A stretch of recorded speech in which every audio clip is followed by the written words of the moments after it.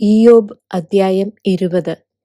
അതിന് നയമാത്യനായ സോഫർ ഉത്തരം പറഞ്ഞതെന്തെന്നാൽ, ഉത്തരം പറവാൻ എന്റെ നിരൂപണങ്ങൾ പൊങ്ങിവരുന്നു.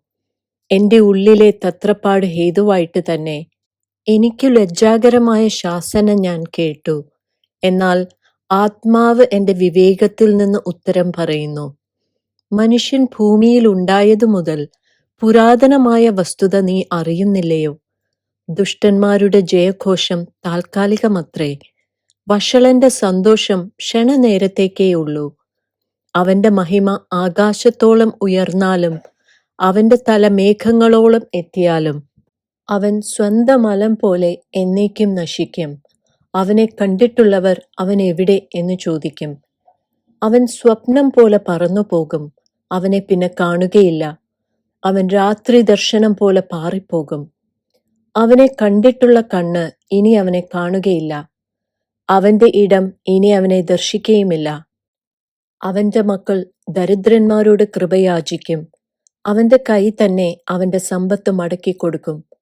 അവന്റെ അസ്ഥികളിൽ യൗവനം നിറഞ്ഞിരിക്കുന്നു.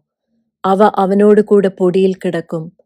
ദുഷ്ടത അവന്റെ വായിൽ മധുരിച്ചാലും അവനത് നാവിൻ കീഴെ മറച്ചു വെച്ചാലും അതിനെ വിടാതെ പിടിച്ച് വായ്ക്കകത്ത് സൂക്ഷിച്ചു വെച്ചാലും അവന്റെ ആഹാരം അവന്റെ കുടലിൽ പരിണമിച്ച് അവന്റെ ഉള്ളിൽ സർപ്പവിഷമായി തീരും. അവൻ സമ്പത്ത് വിഴുങ്ങിക്കളഞ്ഞു, അത് വീണ്ടും ഛർദ്ദിക്കേണ്ടി വരും. ദൈവം അത് അവന്റെ വയറ്റിൽ നിന്ന് പുറത്താക്കിക്കളയും. അവൻ സർപ്പവിഷം നുകരും, അണലിയുടെ നാവ് അവനെ കൊല്ലും. തേനും പാൽപ്പാടയും ഒഴുകുന്ന തോടുകളെയും നദികളെയും അവൻ കണ്ട് രസിക്കയില്ല. തന്റെ സമ്പാദ്യം അവൻ അനുഭവിക്കാതെ മടക്കിക്കൊടുക്കും. താൻ നേടിയ വസ്തുവകയ്ക്ക് ഒത്തവണ്ണം സന്തോഷിക്കുകയുമില്ല. അവൻ ദരിദ്രന്മാരെ പീഡിപ്പിച്ചുപേക്ഷിച്ചു, താൻ പണിയാത്ത വീട് അപഹരിച്ചു. അവന്റെ കൊതിക്ക് പദം വരായികയാൽ അവൻ തന്റെ മനോഹര ധനത്തോടു കൂടെ രക്ഷപ്പെടുകയില്ല. അവൻ തിന്നുകളയാതെ ഒന്നും ശേഷിപ്പിക്കയില്ല. അതുകൊണ്ട് അവന്റെ അഭിവൃദ്ധി നിലനിൽക്കയില്ല. അവന്റെ സമൃദ്ധിയുടെ പൂർണ്ണതയിൽ അവന് ഞെരുക്കമുണ്ടാകും. അരിഷ്ടന്മാരുടെ കൈയൊക്കെയും അവന്റെ മേൽ വരും.